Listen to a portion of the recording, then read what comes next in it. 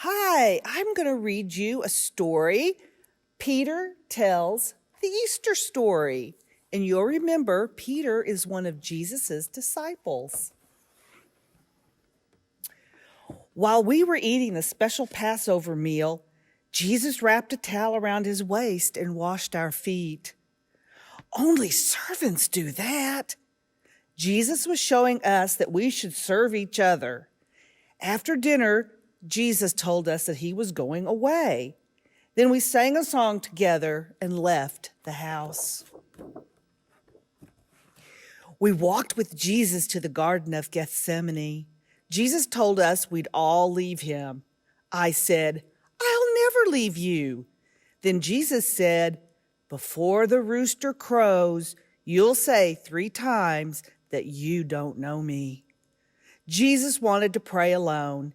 He asked us to stay awake while he prayed, but so much had happened that day, we were tired and fell asleep. Jesus woke us a little while later and wanted to keep praying, but we were having a hard time staying awake. Jesus woke us again and said, "They're here." I didn't know who he meant, but then I saw swords and guards. They'd come to arrest Jesus. I grabbed my sword. We were scared. What if the guards arrested us too? We ran and left Jesus alone once more. I had to see what was happening to Jesus, so I quietly followed them to the house of the high priest where I watched from a distance. 3 times people asked me if I knew Jesus. I was scared and told them no. Then the rooster crowed, and I realized that Jesus had been right about me.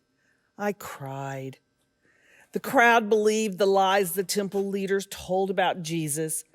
So Jesus was condemned to die, even though he hadn't done anything wrong. They hung Jesus on a cross and let him die.